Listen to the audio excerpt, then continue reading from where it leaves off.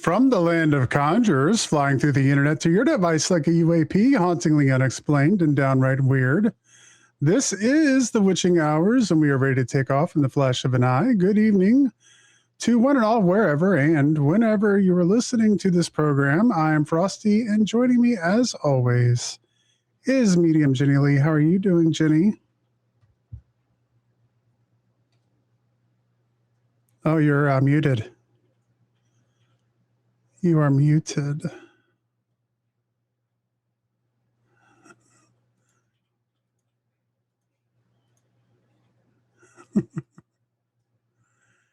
There you go. There you go. I twisted my microphone and it I think it's not plugged the mute button all the way. So it unplugged it. I noticed it did that the other day on something else. I'm okay. Well, how are you, Frosty? I'm here. I am here. Are. Doing okay. Hello, Nottingetty. Hello, Norsk. CMC's got 24 months of subbing. Holy moly. Thank you, CMC. Yeah. 2 years. Thank you so much. Dang. Wow.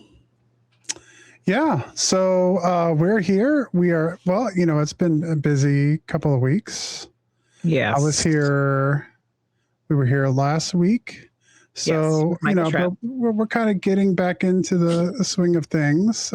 You're back off your busy week and hopefully able to get back to some of your streams this week. Finally, after the flu and crazy work week, be back to it this week.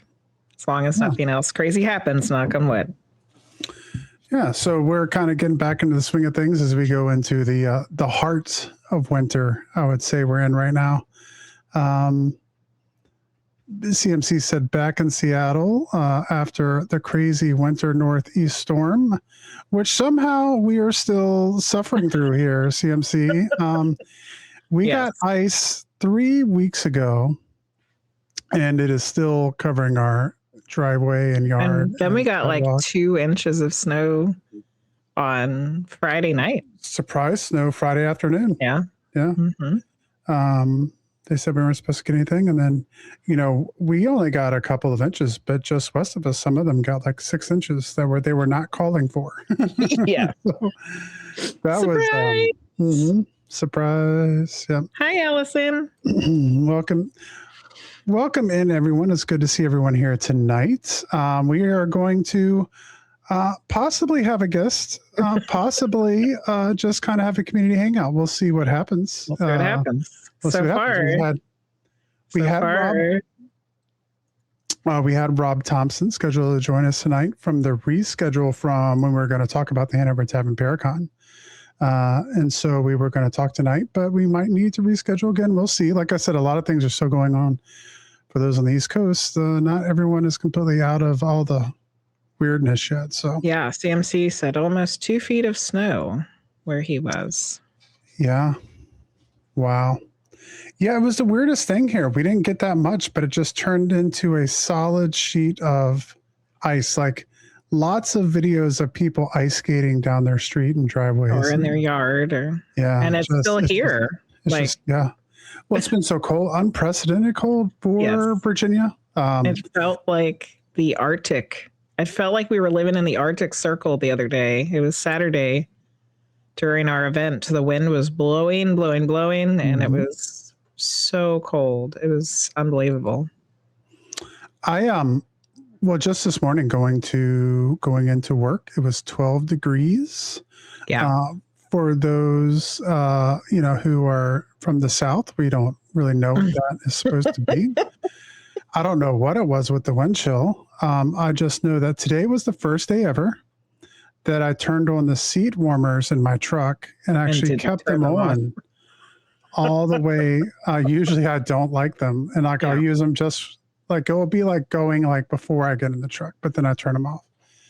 Today I kept them on all the way in, which I guess leads us into my trip home this afternoon, which I tackled the ice. After 3 weeks of having ice on the ground, no one had slipped and fell. Yeah. Until today. CMC is on a 10-stream streak, and Hoagsters is here with a resub for 36 months. Got you beat by a whole 36. year, CMC.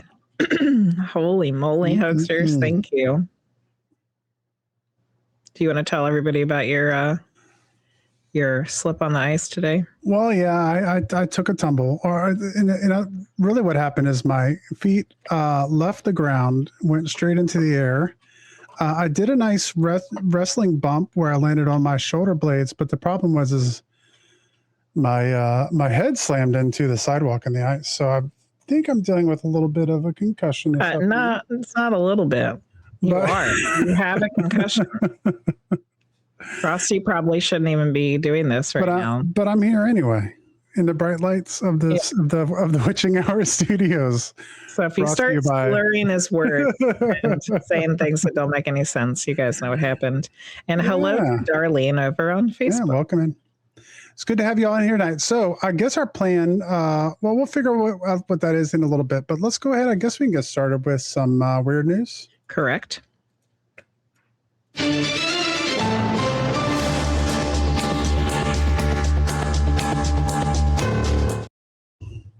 You know, the weird news is becoming, sometimes it's easy to do. Sometimes I don't know if it's easier or if it's more difficult because all the news is everything weird. Is weird. Yeah. But I don't know what necessarily fits into the, I don't know what fits into the Witching Hours weird news. So anyway, Norse wanted to know how bad the sidewalk is.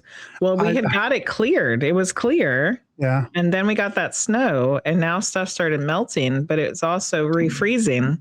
So it was a little slippery. Well, so when I was coming in from work, you know, my hands are full. I got keys and a phone and my coffee mug and my lunchbox and, you know, all the things you take with you to work and back. And I was coming down the sidewalk. I looked at the porch and there was water kind of dripping off the porch. And I thought to myself, I said, well, some of the ice is starting to, and before I could even think in my brain the word melt, I was staring up at the sky trying to figure out what the hell had happened. So, but it had been clear. The sidewalk had been cleared off. Yeah, me and you had both kind of been taking turns kind of worked to get it cleared. And because it was solid ice, it wasn't easy to get now it's right back to where it was before. And hello, Scorpy, welcome in. We're just getting ready to do the weird news. So, but the sidewalk is undamaged as far as I know. Your head didn't smash it. It took a heavy beating. We'll have to see when the ice melts. There's a big dent in the sidewalk. Yeah.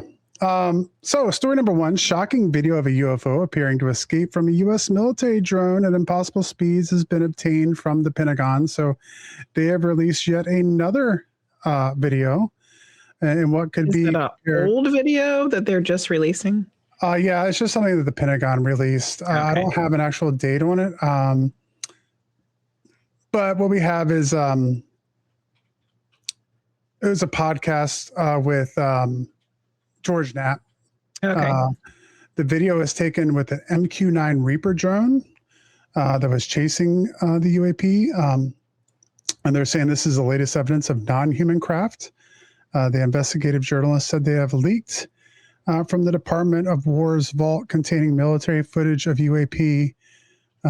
Officially, the Pentagon has stated there has never been any physical proof collected that would confirm the existence of UFOs or extraterrestrial beings. However, on this video appears to capture, this is coming from Jeremy Corbel and George Knapp, called observable behavior among non-human craft.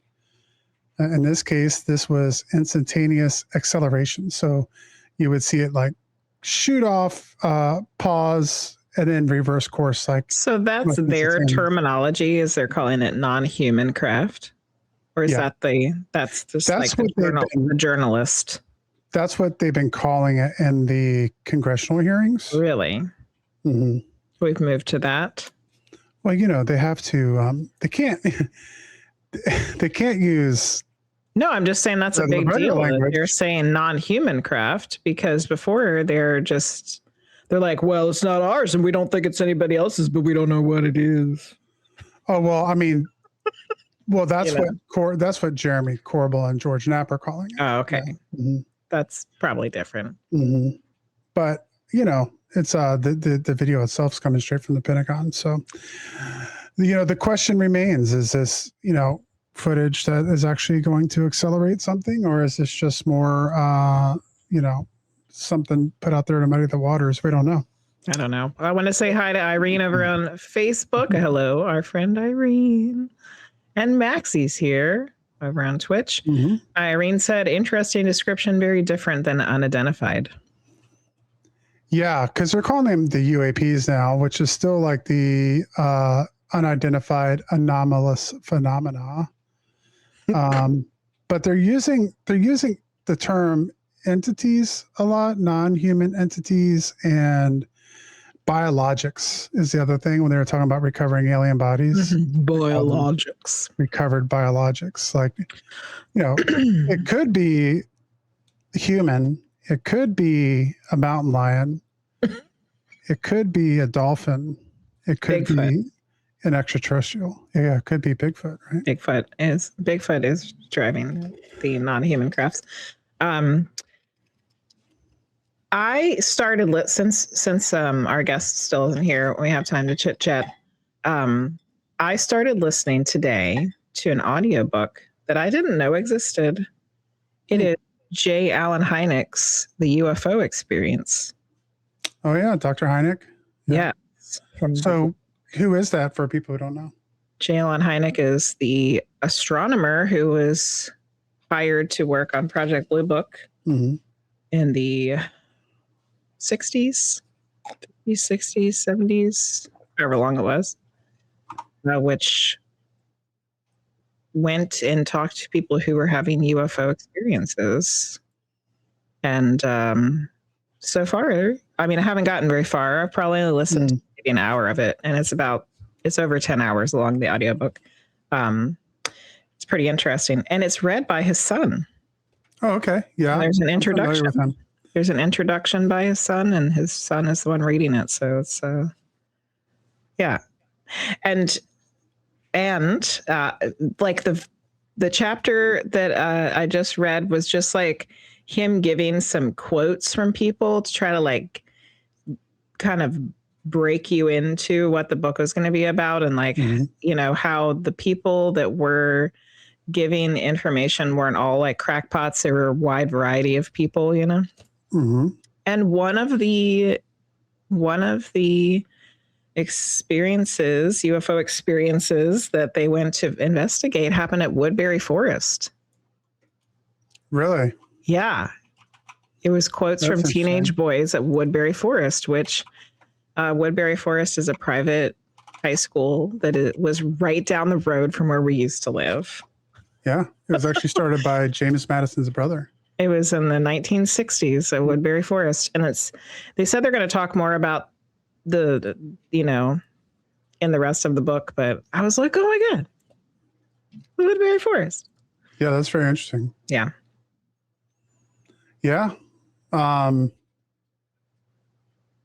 you have to let me know, because I could definitely do an audiobook on the way back and forth on the commute. So I would be interested in that for sure. It's on the Hoopla if anybody's interested. At least it's on our city's library.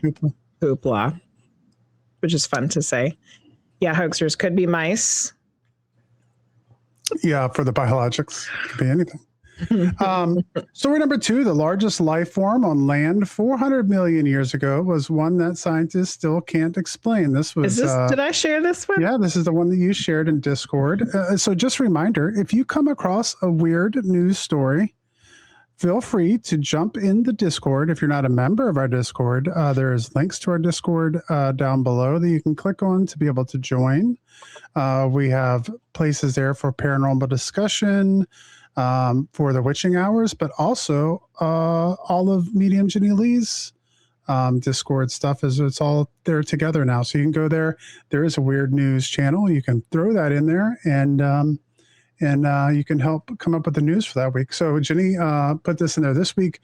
So some 400 million years ago, long before dinosaurs or even trees and like plant life like we know today had evolved, an enigmatic organism towered over the landscape like a prehistoric monolith.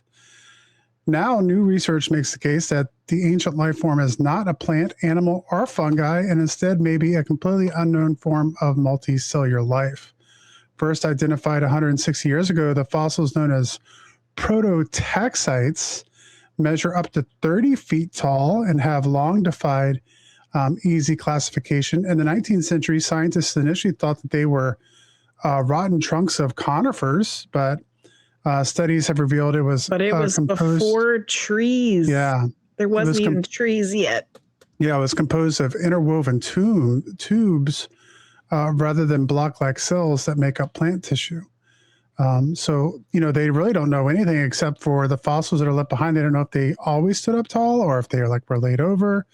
They seem to maybe have more in common with fungi than. So it says the best preserved examples of the earliest plants and fungi and fauna, but these seem to be most closely maybe related to fungus, but they're not. So. There we go. They have a artist depiction of what it looks like, and it looks like a giant finger sticking out of the ground. A 30-foot finger sticking out of the ground. Alien life on our own planet, right? Yeah, it's really neat. Sticking with the weird alien news tonight, Donald Trump set to reveal aliens exist in historic UN speech set for July. Is he going to say that he's one of them? Maybe, possibly.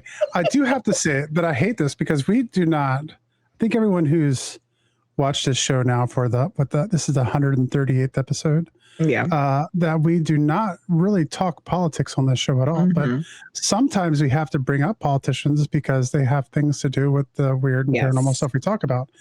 But I'm starting to get very annoyed at some of the algorithm things because sometimes on some of our videos and stuff that we put up, I'll put a little juice behind it. I'll do like a little thing to bump it a little bit in the algorithm. Mm-hmm. And it doesn't, I guess it doesn't like the fact whenever we say people's name like that. And it's like, what am I supposed to do? Like a news segment where I just say our commander, like I can't say the names proper, I guess, because it says that I'm promoting, like I'm campaigning for politicians. Because you just said his name.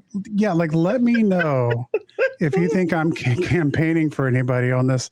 If anything, I'm probably the best anti-campaigner for anybody who's been around. But anyway, so going back to this. Hold on, before we get into your news story, CMC had something to add to the last one. When he was in the Sydney's Blue Mountains, they noted such cellular structures that had been found alive. Wow. Okay. Interesting. Yeah. The tubular structure. That's neat. All right. So a starting claim has reignited global fascination with UFOs after British filmmaker alleged that Donald Trump has already written a historic speech confirming that humanity is not alone. According to the filmmaker, the speech is set for the 8th of July of this year, deliberately timed to coincide with the Roswell anniversary. Oh, the claim comes. Why is it such a interesting date? Mm-hmm. The claim comes from UK filmmaker and musician Mark Christopher Lee, known for documentaries exploring UFO history, including the Rendlesham Forest incident. Lee says he was contacted by a Trump administration insider who told him the president has already drafted a disclosure speech confirming the existence of non-human intelligence. Biologics. Lee initially stated the speech was planned for a United Nations address later in the year. He later revised the claim, saying the insider provided a precise date of the 8th of July. Okay. So let's see if it happens. So we'll see. Ways to go. Yeah, a lot of people are saying that disclosure is happening this year, next year. I mean, we've had that come up in the woo-woo world, people trying to look into it and being told from various sources that it was 2026 or 2027. I understand Bashar is saying 2027, supposedly, from I was talking to Jenny McGurk at the Hanover Tavern Paracon, and she got to meet Daryl Anka. Daryl Anka. She actually just reposted the picture of him today. I was going to snag it and put it in our Discord, but I wanted to get her permission first. But I'm sure she wouldn't care. But yeah, she got to meet Daryl Anka, and we were talking about that. And so yeah, she was talking about 2027 is what he's saying. A lot of people are saying 2026, 2027.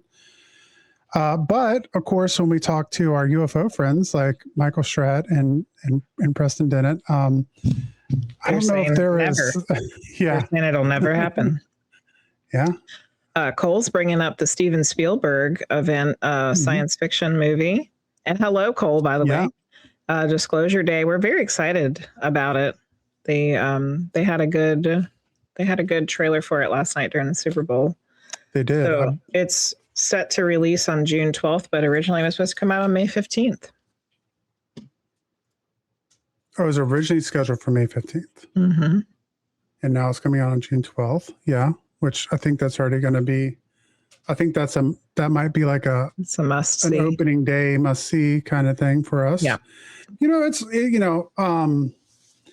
been one of those things that we've talked about for a long time. The fact that it's always been kind of talked about in UFO circles that Steven Spielberg could be somebody who was given in the know, or maybe not even like really aware of it, but is being fed some kind of drop some information to be able to put in films between ET and Close Encounters. I think we also have to think about the fact that when creative people are in the flow, that they're really connecting with spirit.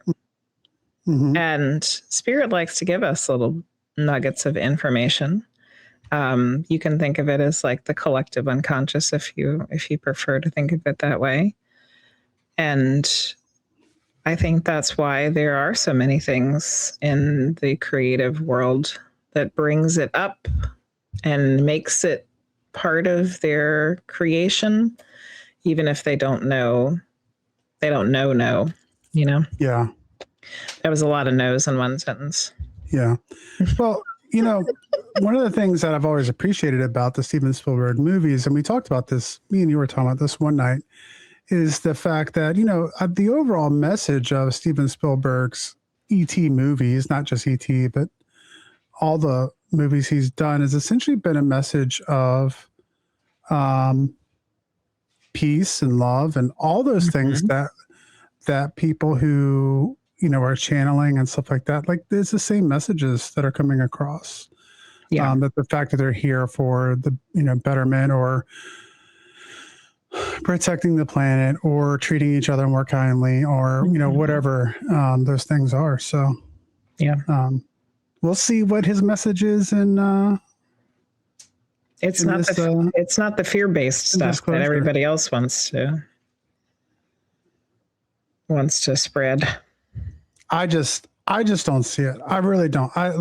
Maybe I'm very naive, and it very well could be, but if they are ET, if they are people who are coming from some distant star, because really all stars are distant. So, if they're coming all this way with all the technology that they have, and they wanted to eradicate or enslave human beings, they could have and would have already done it.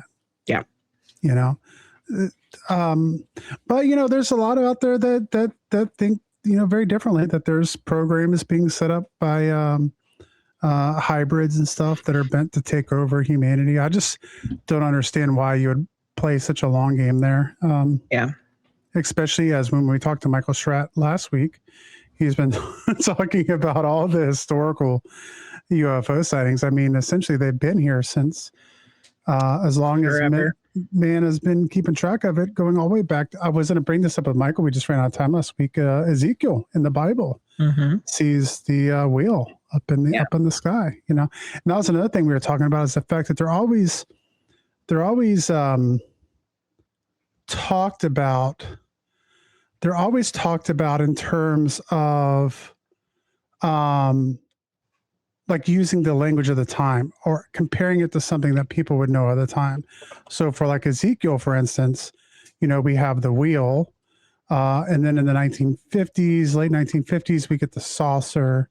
And then what was the one last week that Michael Schratt was talking about? It was being compared to, the shield. The shield in Roman times, yeah. Mm-hmm.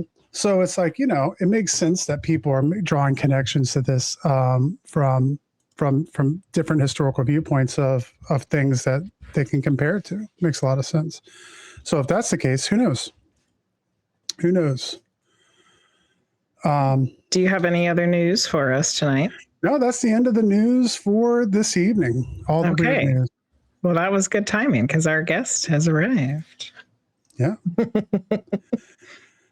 All right. Rob Thompson, British spirit medium and producer Rob Thompson has traveled the world enthralling audiences on both sides of the Atlantic over the years. Rob's investigations have brought him around the world, from Egypt to India, Indonesia, Africa, and around the United States. For the last decade, he's been sharing his investigations in 11 seasons of the TV show The Ghost Finders. Rob is a trance medium who allows his body to be temporarily hosted by various spirits in order to communicate. I know we want to talk about that tonight. Rob has appeared on the Travel Channel and Discovery Plus and Paranormal 911 and A Haunting. He appears on the paranormal and spiritual events circuit worldwide. Please welcome to the show our guest tonight, Rob Thompson. How are you doing, Rob? Hey, Frosty. Hi, Jenny. Hey. I'm sorry. I'm so sorry. 1,000 apologies because of technical difficulties. And we're having a heat wave right now. I'm glad you are. Yeah. In Pennsylvania, we're right up to a right old balmy 14 degrees. Oh, there you go. That's what it was this morning here. Yeah. I mean, I'm half joking because like the rest of the last, it seems like forever, it's been single digits or -1 or sometime. But yeah. We've been suffering the cold too. But tomorrow it's supposed to be 60 here, and we're just like so excited. Yeah, we have 60. It's yes. Well, since where the heck are you? In Virginia. We're in Virginia. But oh my gosh. The last time we talked, we got that ice storm a few weeks ago now, and we still have a solid sheet of ice. So at this point, we're not used to this stuff down here. So I'm just like, bring it on. Like we got to get this ice has been around for too long, at this point. So I'm just, that you've had a cold winter when you get like a one day and it's 15 and you literally feel like, oh my gosh, it's kind of nice. I might go for a walk today. Yeah. That's the way it was for me today. It was like 30 and I was like, oh, it feels good out of here. Yeah. But anyway, Rob, it's fine that you're late. We were just finishing up the news and we're glad that you made it. Talking about aliens. Yeah. We were just talking about aliens. Never, hopefully. So it's an honor thank you so much for having me on. And I hope I'm worth the wait. Hit me with some questions. Hit me with your best shot, Benatar. Well, let's start from the beginning.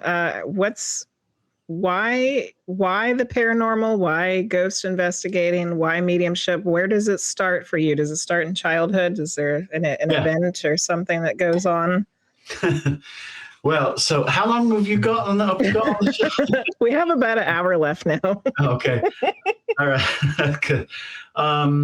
Really, it for me, like many people, it starts, I think for most of us, it starts at childhood just because, we're really so porous. We're so free of inhibitions, and the indoctrination of school and stand and sit when you're told to and do this and that and this is how life is and you must think this way and so we have less inhibitions. We are more prone to accepting what we see and believing what we see, which is a good thing. I mean, it's good and bad, but for me, growing up in the UK, and it was in England, in the Cotswolds, my mother was a housekeeper in this huge sort of stately house. And was and so yeah, she raised me on her own, and we had sort of like staff quarters, which was an apartment within one of the buildings, and this 300-year-old manor house was kind of creepy as hell. Yeah. To me, it was corridors that didn't end, and every picture had eyes that sort of moved and followed you. Those, ooh. Like a real haunted mansion. Yeah, really, really, yeah. Just what you actually think, except for real, Yeah. And I think it was just the fact that my imagination was left to really run riot in that place, because all my mates were like growing up in little projects, council houses, and it was a very different experience for me. Very, very odd. It was almost like living in the secret garden. Yeah. But yeah, I would for the longest time. There was a man who would always, while my mother was working dinner parties, who would stop, presumably sent by her, to just check in on me. And it literally was a good year or so before I brought this up. And I said, I've never seen the man who you send up to check on me, downstairs. Like I only ever see him when you're working dinner parties. And she's like, no, what are you talking about? No one comes and check it. What are you talking about? And I said to her, well, this man, he comes in and he leans over, looks around the bedroom, then eyeballs me, acknowledges that he's seen me, smiles, and then leans back out. Wow. Yeah. And that would on its own be pretty terrifying. Yeah. I mean, he was solid as, we're not talking transparency. Yeah. He looked like a living person. Well, yeah, but then what I finally realized as I was explaining this to her is, because I'd always keep my bedroom door shut when she was down there. And I realized that at no point had he ever opened the door. Oh, geez. So he was leaning through the door. Through the door. Yeah. And I was just like, yikes. Yeah. And that's interesting. She must have known. So, and of course, and now I've come to find later on that she knew, because she asked me, well, what's it going to say to you? Like, oh yeah, that's fine. It's just another one of the many ghosts that are here. You'd have been fine growing up in that building, just nothing. So that's really what started it all. And then it was a tough time being sort of in a small Cotswold village with not anything really much going on, and among kids that were bullying the hell out of you. Mm-hmm. So really the last thing that I was going to do was to go to school and say, by the way, if you'd like another reason to kick the shit out of me, I see dead people. Mm-hmm. Yeah. So that wasn't on the cards. So it was something I kept between me and a couple of friends, and they knew I was for real, because they would feel stuff and see stuff as well. So I really tried to push this out of my mind, mm-hmm. and I think successfully, because in my youth was very tumultuous and very it was hormones, growing up, and God, my mother deserved a medal. But as many mothers do. As many mothers, single parents, yeah. I mean, yeah. And so it left me. I joined the army at sort of 16, and And yeah, that was really a big part of. It never really resurfaced then, because my conditioning was the British infantry, and there it's just like, don't think about it. I mean, it's the same as most militaries, Western militaries. They don't think, and go ahead and do what you're told and ordered. And it never resurfaced until much, much, much, much later. Fast forward 20 years, and I moved to. I had been living in Amsterdam, and then I moved to the States. Because that had been always on my bucket list. I'd seen Africa, I'd seen all these other great places on earth, and 8 years in Amsterdam, which was actually supposed to be a long weekend originally. That was a really I could see how that. Yeah, it was a really long. I can't remember much about it, but it was going to be good. I moved to the States in 95 or 96. And so, wow, 30 years. Holy shit, 30 years. Right? You don't got to tell me, Rob. This is pretty much every day for me at this point. Where does it go, man? And I'd been here for a couple of weeks. And then one morning I woke up and I was just like, everything was new. And I heard Robbie, and there's one person other than my cousins, there's like one person in my whole life that ever called me that. And that was my babysitter, my nanny, if you will, Josie. And I was like, well, I'm pretty sure that Josie is, if she's still alive, it has to be in her 90s. Like, wow. And I'm pretty sure she's not outside. Like, knocking on the door. So it's like, oh God, here we go. And it all came years of like just flashing back, and at 1,000,000 miles an hour. And I just, I got up and almost looked out the window, and it was just like, she was just like, hi, Robbie. And I said, hi. And she was like, no, I can hear you.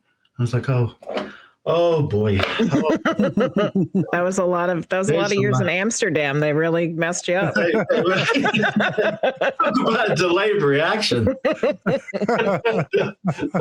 I'm like, no, nothing. I didn't feel anything of that. Holy shit! 2 weeks. But then I was sort of forced out of the bag, and I had, between, I suppose, really the last sort of 30 years, my living here in the States has just been one gigantic rebirth. The first of 10 years of which was, 15 years or so, was living in duality. In duality and conflict, and just really marriage, going through a divorce, that all the fun stuff. And I really just spent, I suppose, really the last 15, 16 years healing, and shadow work a go-go, really just like, okay, bang, I need to work on this, and this. And at no point really at all did I have any inclination that I would use this, that I would use those abilities for anything other than my sort of spiritual GPS. Yeah. To see, should I go left or should I go right? It's interesting. You have such a similar story to so many people that we talk to. It's like the childhood, like you were saying, everybody's open. They have experiences. There's things that are going on that, you can't explain, but you just believe that it's happening because you know that it's happening. And then at some point it gets all knocked out of you. It gets turned off. And you sometimes even forget about all of the things that were happening as a child. Yeah. And then something just brings it all back, and we have to put all those puzzle pieces back together again. Yeah, and it was. I was having this discussion actually with last year with Rachel, who a friend of mine who owns the new Conjuring house. Not Conjuring cool. House, the new the original Poltergeist house. Oh, okay. Let me just reaffirm, not Conjuring House, Poltergeist. Yes, Yeah, Poltergeist. I also want to say, I give a shout out to Jason Hawes, who I think is just, I've always admired that guy and what he's doing, and the flack, that he deals with, for the sake of helping basically preserve the Conjuring House. I'll go on like this, a separate discussion, I know, but Jay, if you're listening tonight, then good on you, mate, and yeah, we love you. Yeah, So, I mean, I think I would agree with you on that. It's something that I don't think he wanted to take on. So the fact that he's doing this, because he doesn't need to, right? Yeah. like and made it a community effort. Nothing but commending him for that, I think. Yeah, I think it's all just about, I mean, and like anything, and it's anything that is the part of the universe that we all are, the stardust and meat skeletons that we all are. Everything is really down to intention. What is your intention behind, this or that? But yeah, so that was really interesting. And then I just sat on my hands. I started doing Ghost Finders in 2011. How did that get started? Oh, I just was word got round to a local TV station, the ABC affiliate, the WNEP in Northeast PA here, and that's what I did. I sort of talked to ghosties and investigated, and they were like, "Oh, do you video any of it?" And I'm like, "Well, kind of, yeah, but Yeah. It wasn't like now, like a production, yeah. And I just they were like, "Oh, can we take a look?" And I was like, "No, it's not really." And I would go, "Oh, we're not going to air it or anything. We just want to see. Just really curious because these are places we pass on the way to work every day." I was like, "Whatever, sure. Here's West Mountain Sanitarium. Here's, Andy Gavin's. Here's and." They called me back like the following day, and they were like, "Some of this is, and some of it's freaking good," and like good. And I was like, are we sure? Are we talking about the same thing? And so they were like, "Well, go and do some more, and maybe we'll put some of it on, and." It's like, okay, and I did, and we did, and then it started really sort of. That's really sort of how it's all started, and about 3 years later, I quit my job because if you treat something as a hobby, then a hobby is the only thing it's ever going to be. Correct. So yeah, it turned out they were selling TV commercials on those local episodes, and that sort of like pretty much filled the breadbasket, so to speak, and paid the bills. I spent sort of a very happy 12 years making that show, and we just finished the last season last year, season 12. And a great bunch of people, really great bunch of people. then it was actually a couple of years before then. A good friend of mine who's passed now, Derek Okora from the British TV show Most Haunted, a British celebrity psychic medium and wonderful chap, good friend he is, and his wife Gwen. He called me up one day and he was just like, "What are you doing, Rob? You're a bloody medium." And I was like, "Look, I've done 7 and 8 episodes of this, 8 seasons of this show, and how am I suddenly like going? I'm out of the blue. I'm a medium." And it's like, just tell the fucking truth, Rob. Put your big boy pants on and get out there and come out, you know. So I did, and I said, I didn't feel confident to admit this before, but I have abilities, and it would seem that I need guidance with those abilities. Because the first season I came out, I was just had no clue what I was doing. I was walking like a bull in a china shop into places and sort of trying to sort of go through the motions of being a medium, and the voices, the clairs were all there, and I just didn't know what the hell I was doing. It's like almost like learning to downhill ski and not learning how to turn left or right or stop. You just well, I'm going. So I met a couple of mediums, Jessica Potter and Diet Renee, and some other great mediums, and they sort of steered me in the right direction and gave me a lot of inspiration and guidance. And the rest is history, if you will. But no, I mean, I think for me, it's really become less and less and less all of this about jump scares and bro, it's just not. I'm far too fucking old. Bro. Yeah. Have you seen my false teeth, bro? Actually, they're real. And more about the deeply respect, commanding, and spiritual reawakening, and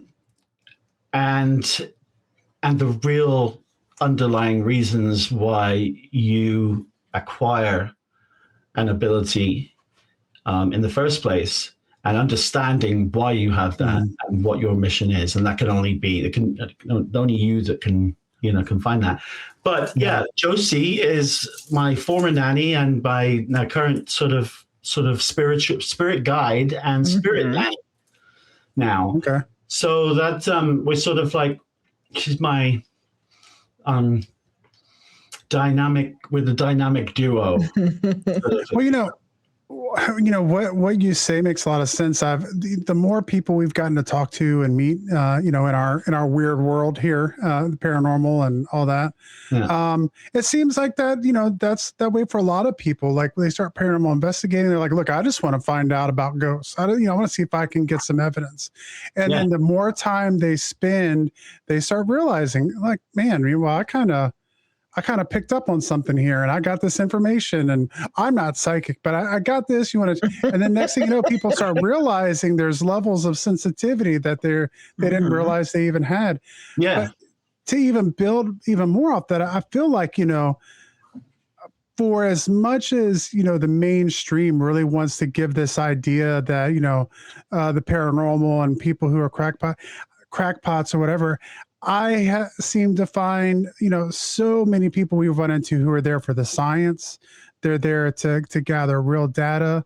They're there for real, spirituality. They're there, like most people are coming at it from exactly where they should be coming at it from, which is, trying to find answers, trying to help people, trying to get information. Yeah, for the most part. For the most part. And there are, some exceptions to that. Yep. Is there all Rather sort of going feed to that be? crazed narrative. And that's life, because we're all, thank God, all of us different. Mhm. Yeah. I think that people really need, I think most people in the community, and what a fantastic community of people we are. Yeah.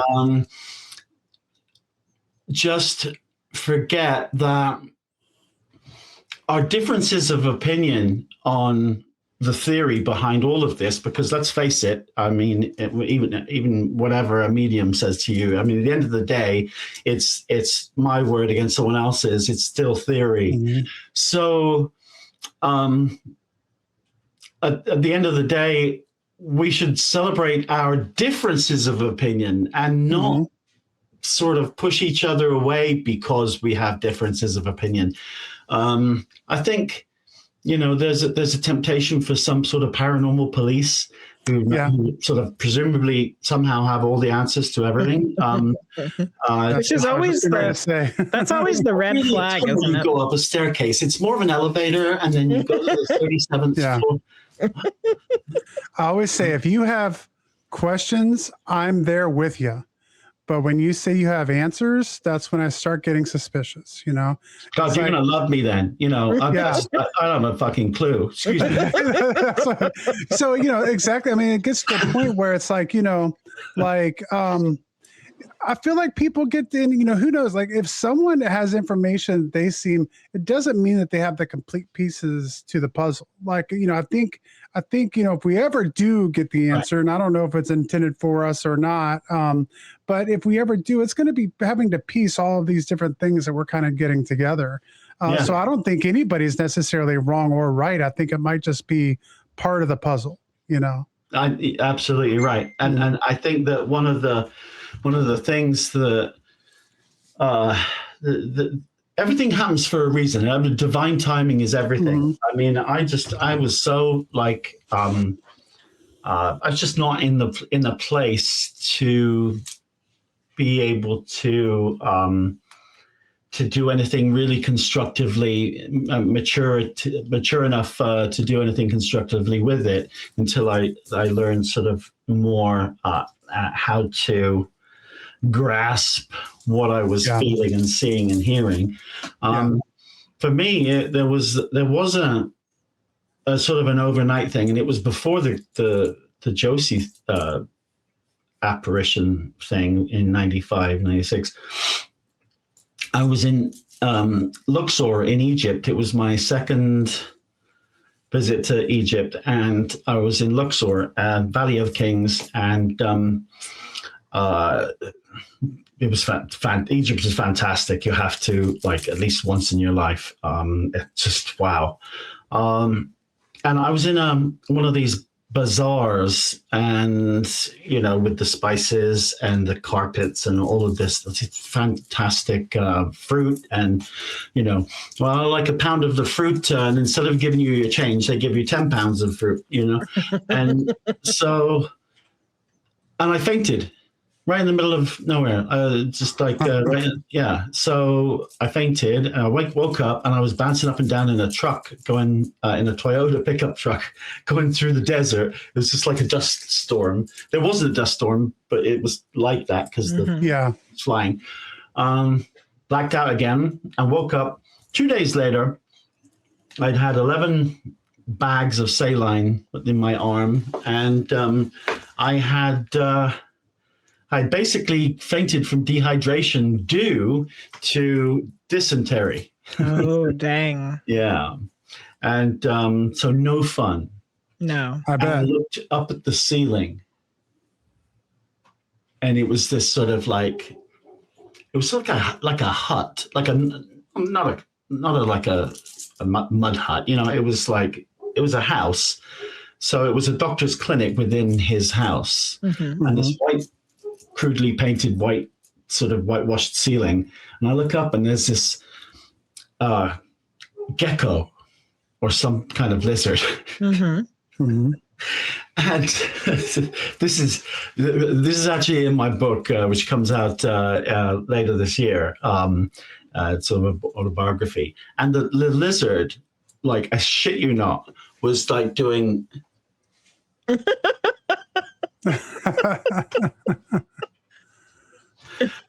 I was just like, okay, did I die? And this is, obnoxious lizard heaven place, or you're in hell where lizards are flicking you off. That's your punishment. And for the audio listeners, that was a middle finger being projected.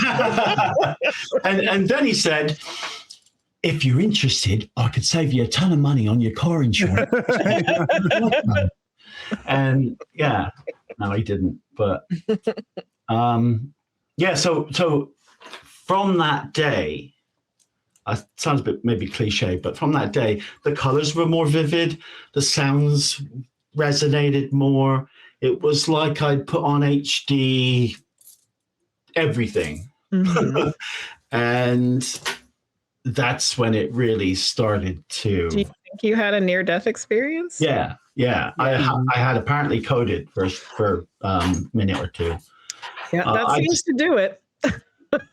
Yeah. Right? Yeah. Gosh. So Egypt has a very special place in my heart. So I feel there was this before life and afterlife, pun intended. And and my book is called My Life After. And that's coming out in July. So awesome. Yeah, Where will people be able to find your book? Oh, everywhere that sells books. Excellent. And Amazon, Barnes and Noble, all the rest of it. This is my first, so be kind,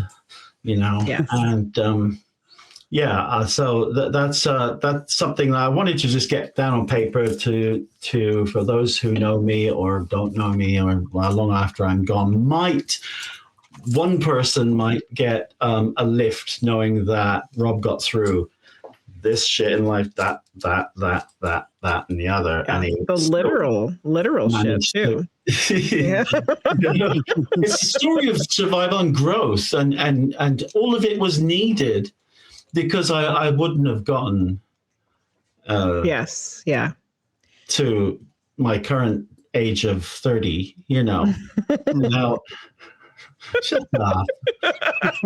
Well, you said you moved to the U.S. in 1996. I just had a hard life. Yeah. But I think that that's it. I think that's it. Someone the other day was moaning to me about this was like their second time and they failed their driving test, and I said, it's good.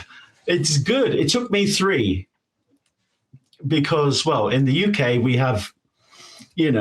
Our tests are, a bit more involved than turn it on, drive around the block and you passed. We don't give driver's licenses away with boxes of Cracker Jack like you guys do here. Well, especially now. Yeah, it's changed a lot. Yeah. But no, I think it means just that you're not ready. If it doesn't happen, like I said, back to divine timing. So I'm very humbled to be a small part of a giant community of extraordinarily talented people in the paranormal field. I'm very humbled by that. So I have a thought about. Well, hold on one second, story. Well, that's what I was going to say. Okay. I have a thought about your story that I want to share, but it's the top of the hour, so you need to reset us here, Frosty. It is the top of the hour. So if you've joined us since the beginning of the show, we are live tonight with Rob Thompson. We're hanging out and we're talking about all kinds of things. We're talking about his journey and the paranormal and mediumship. If you have any questions for Rob, make sure you put those in chat and we will pass those along to him. So thank you for joining us tonight. Thank you everybody for being in here. Just to let you know, wherever you are listening to us tonight, there's always usually some button you can click, whether that's a like button or a subscribe button Or or a leave a review button. And the more that you guys click on those things, the more people will find the show and be able to join in the discussions and the conversations we have here on the Witching Hours. So we appreciate you for doing that so much, because, you know, without you guys, we would just be, we wouldn't have to go live. We would just sit around and talk with some coffee by ourselves. So we thank you guys for being here as always. If you are watching the show or hanging out with us now, then you already know Medium Jenny Lee. But did you know you can book a private session, explore her spiritual services, or check out her latest content all in one place? Head over to mediumjennylee.com. Whether you're seeking guidance, answers from beyond, or just curious about what the spirit world has to say, Jenny offers personal readings, mentorship, and more. Don't miss your chance to connect directly. Visit mediumjennylee.com and take the next step on your spiritual journey. Your journey to the weird is just a click away. In a world of mass production, there's still a place where fire meets steel and tradition comes alive. At Vincent's Forge, every piece is forged by hand, unique, durable, and built to last. Each creation carries the mark of true craftsmanship. Own something forged by fire. Own something that tells a story. Vincent's Forge, handcrafted, unforgettable. Available now on Etsy.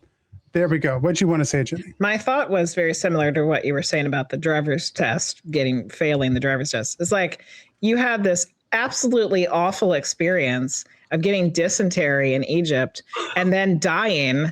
But really that was like it was one of the most important parts of your life, and it changed everything for you. So now you can look back on it in this positive way. I think that's not common for people to be able to look back at some of the most horrible things that have happened to them and see it as something that's a positive. It's something I always try to do, because not just because of the law of manifestation, you know, oh, well, now shit's going to go wrong and this is going to happen. And then I'll, you know, and then, you know, universe, can I have a bit of that and a bit of shit going wrong and more?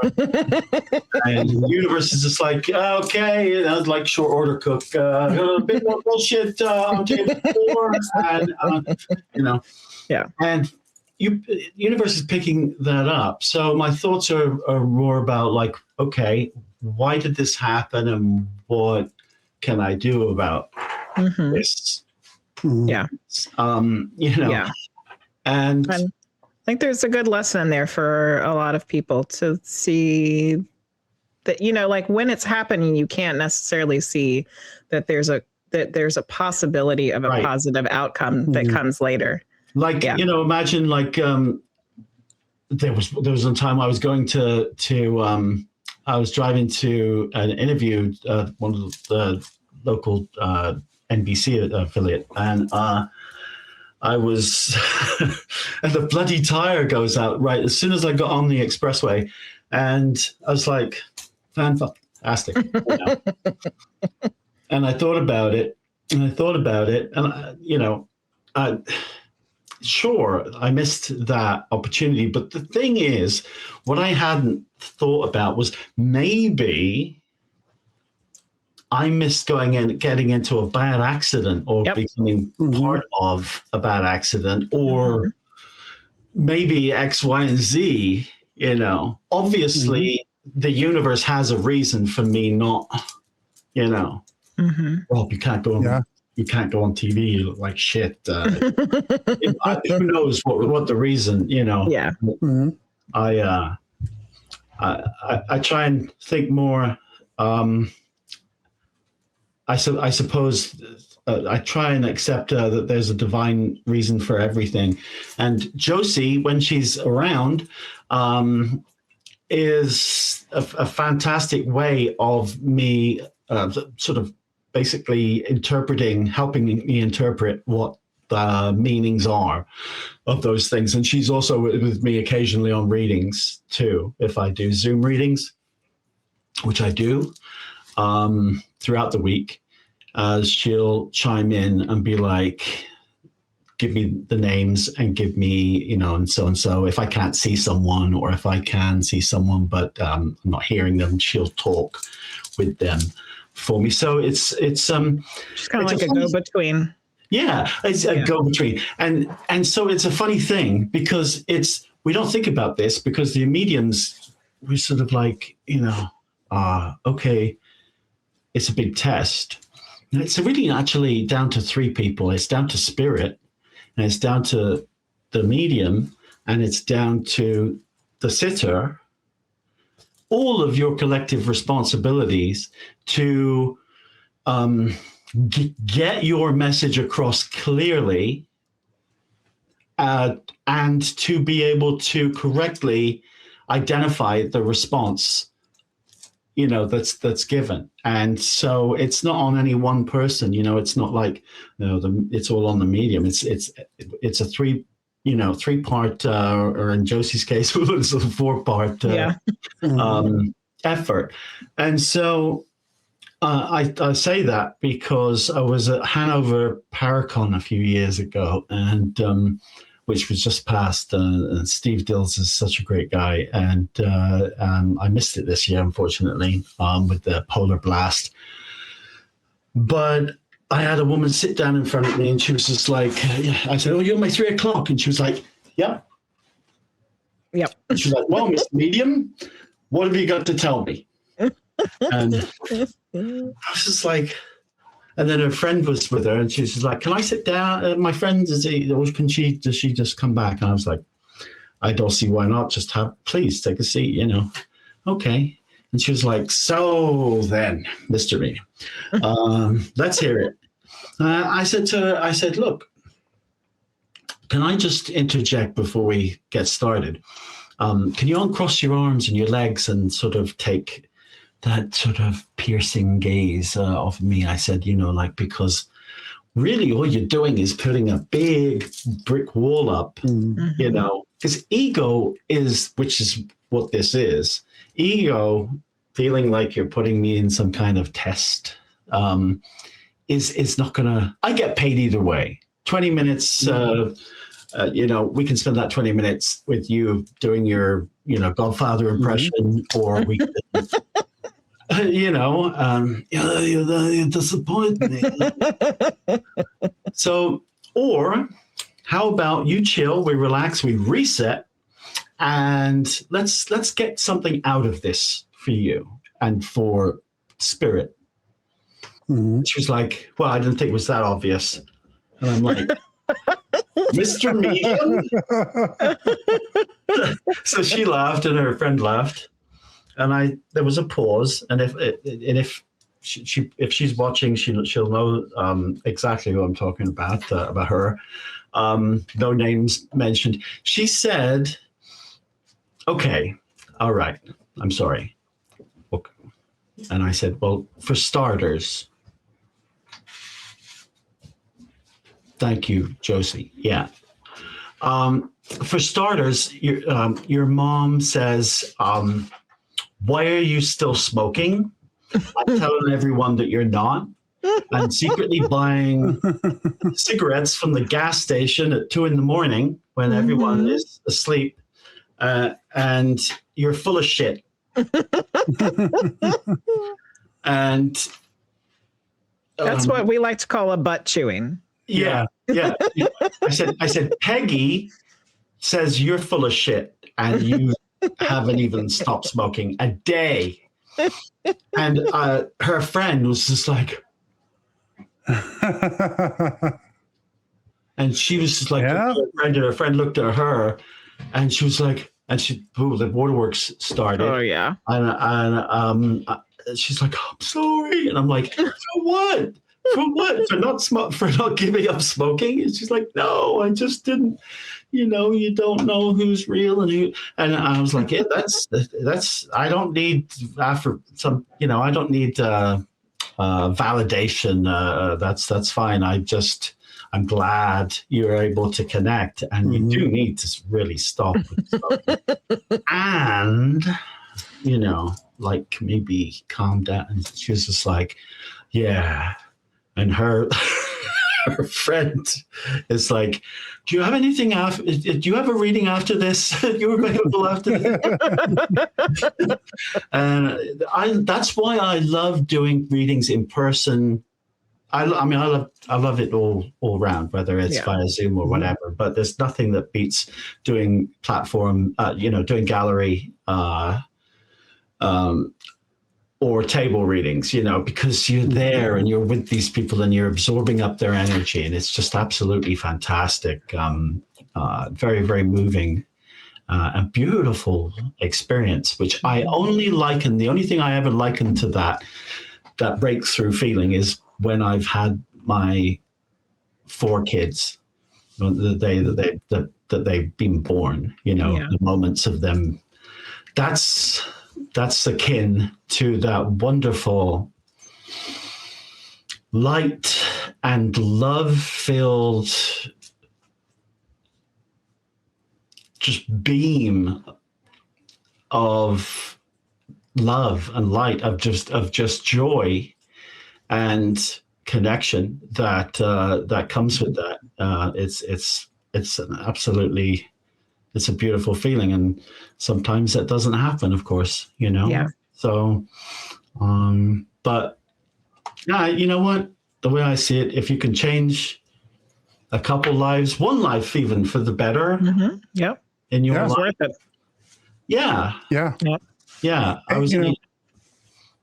Yeah, I know. But while we're talking about, you were talking specifically about doing this process. I know, Jenny, that you wanted to talk. You want to ask a little bit and talk about trance mediumship specifically, Correct. right? That's the majority of my questions. Okay.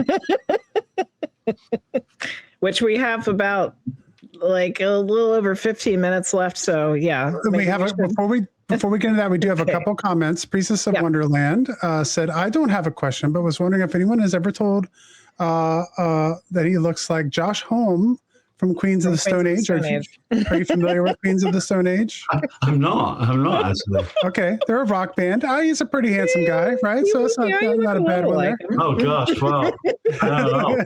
Thank you. Anyway, I'm gonna look it up afterwards. Yeah, it's better than there's a lot of worse ones, that it could be. CMC Airboss said that happened to me. Frosty.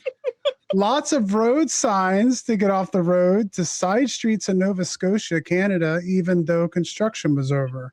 I think talking about kind of having something happen where maybe an accident would have happened, but something kind of forced him to get off the roads. Oh, so that happened to you? Mm-hmm. To CMC.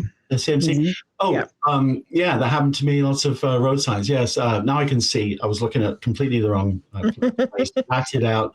Where can we get a reading from Rob, CMC Airboss? By going to spiritmedium.com.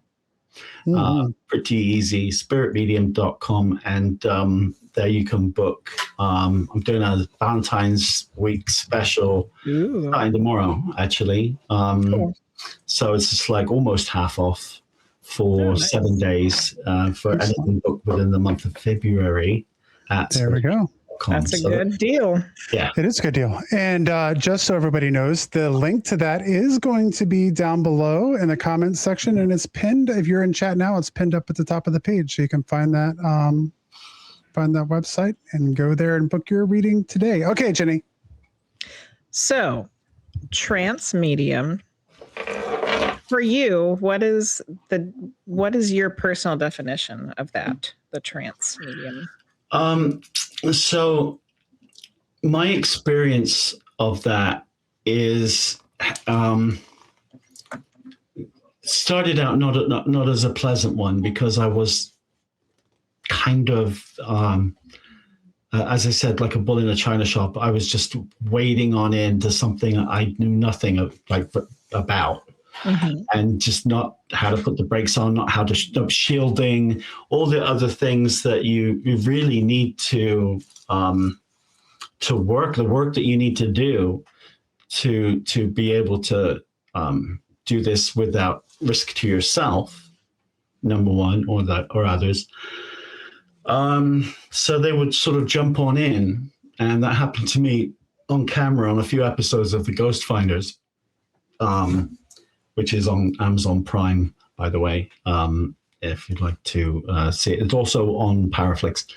But yeah, no, so they would sort of not even really ask. It would just be suddenly, I'd go blank, and then I'd literally be Rob looking at what Rob can see through someone else's eyes. Make sense of that.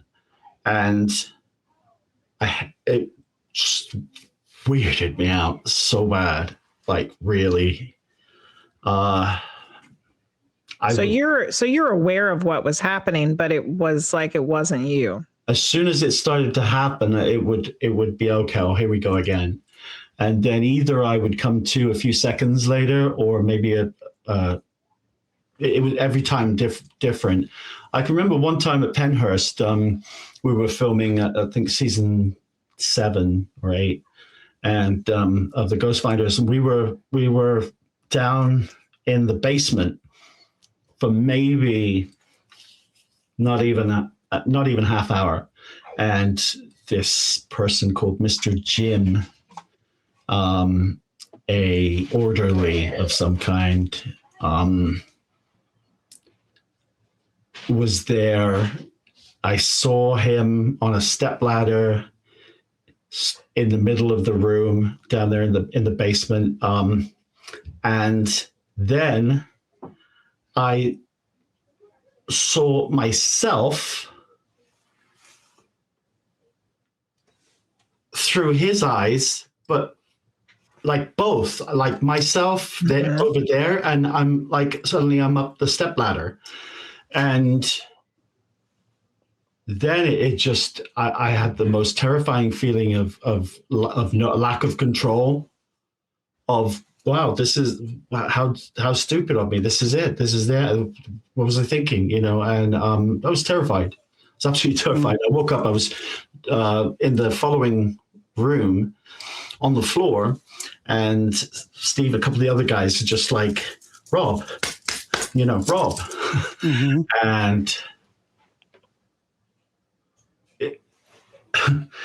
the best way I could describe what happened then was almost like, you go out with the lads in Vegas for the night, and the next morning you wake up, you're upside down behind a TV, there's empty bottles everywhere, and a couple of joints, and you're like, oh wow, and your friends are like, yeah, look, you got married last night. Look, and look,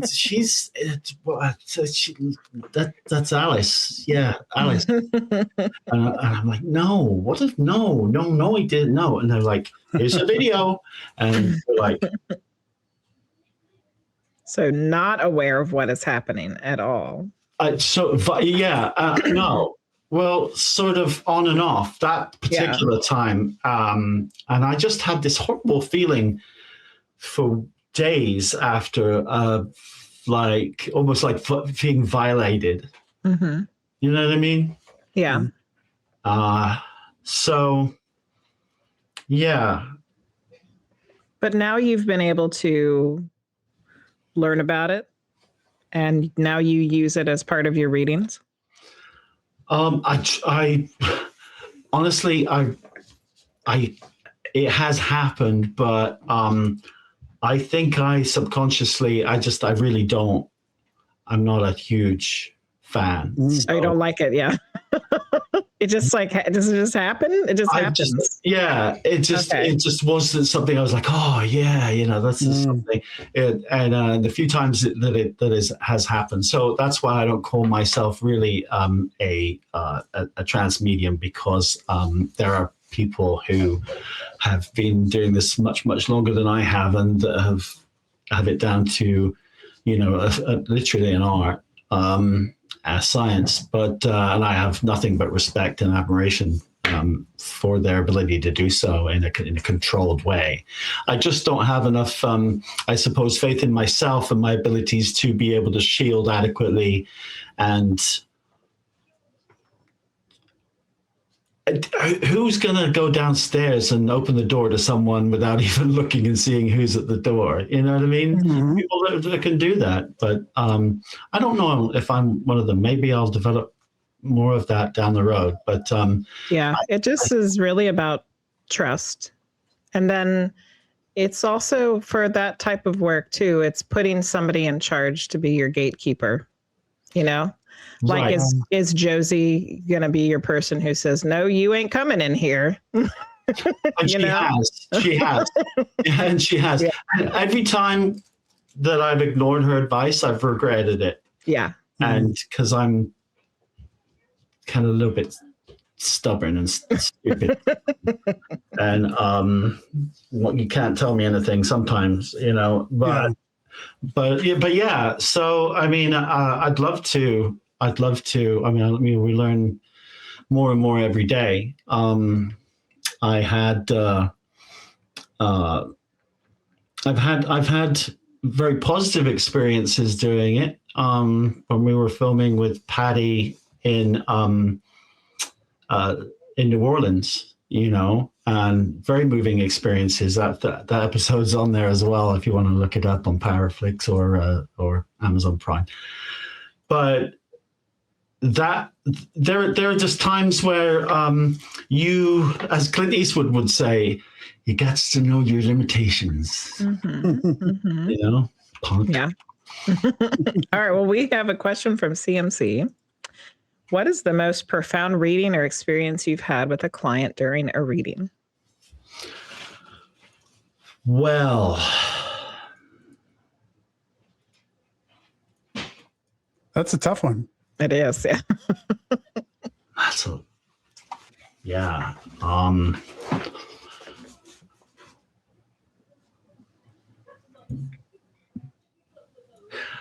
There are often there was one before the holidays that springs to mind, and that was a person that really wouldn't come forward to me about why she was reaching out, who she was reaching out to, and et cetera, which is fine. You know, some people, they really literally, you know, they want it all, and that's fine. But I worked with her, and we were towards the end of the session, and there really wasn't much sort of transpiring, and then suddenly, boom, and her father came through, and wanted closure, and give his heartfelt apologies for X, Y, and Z over years and years and years and years of horrible abuse. And obviously, no names or anything, like, you know, and unfortunately, even more unfortunately, that applies to way too many people. Yeah. But in this case, yeah. And she just understandably lost it, and the sort of the anger came out, then the tears, then the sadness, then the heartbreak. That had all been built up for years. You know, you sweep it under, because if something doesn't exist and never happened, then it can't hurt you. At least that's sort of how we handle things sometimes that are traumatic like that. And it ended up being a 2-hour reading, and I just it was beautiful, because she just was a different person. I was a different person. Yeah. And I think that's the beauty of it, that because when you've read for someone, sometimes, for me, most of the time, you imbue part of them into you, and vice versa. And I feel like you sort of become family Does that make sense? Oh yeah. Mm-hmm. And especially when it's such a profound experience like that, where you feel like you've experienced it with them because you're connecting with spirit for them. yes. And it's all part. It's you become part of it. Yeah, and you have to leave your ego at the door and try not to be and try and be as impartial as you can. Mm-hmm. But when spirit is showing you things and when things are that you really would rather not see. Yeah. Here, but that's why you're there. Mm-hmm. So that was very moving, very profound, and that was right before the holidays last year. And I mean, there are dozens, that for different reasons. There was a lady who didn't realize that she was adopted. Oh wow! And yeah, and there's sort of like then there's that sort of gray line that you want to there's such a thing as ethics and mediumship, and so that's mm-hmm. I try and sort of stay on the right line within that, but nothing's ever a science, 1,000%. It could be something. Yesterday, I did a reading, and someone came forward. I was seeing Betty White. I said, "Are you related to Betty White, grandmother Betty White?" Like, obviously not, right? And she was like, "No, but she looked like Betty White. Oh, she got that all the time." And I'm like, "Okie dokie then." And, just chills. In it for a reason, I guess. Yeah. Right? Once you get to the right, what does that sort of mean behind? And like many mediums, you get like a call, like as long as a year later, and be like, "Oh my God, you're not going to believe this. You remember you said about the shepherd and the guy with the field and the." Yeah, I think. Well, turns out Grandpa was a shepherd, and he had, cat. But there's stuff that doesn't hit you at the time. Yeah, I think that one of my favorite galleries I've ever done. I've done Patty Negri and I have done quite a few galleries together over the last few years, and she's just my absolute. One of my favorite people to work with, and just because she's super not about ego. She's just, here I am. And anyone who can predict the freaking Super Bowl result. I'm like, she texted me and she was just like, "Did you see it?" And I'm like, "Yeah." And I'm like, "Well, we'll see. They are leading." It was like 9-0 at that point. And I'm like, "Place your bets." But we were actually neighbors with Patty at the most recent Hanover Tavern Paracon. So we got to hang out. Oh, I was so bummed that I didn't get to meet you. Yes, we missed you. She's going to be coming on this show March 16th. So there we go. We're going to have Patty on as well. Oh, yeah.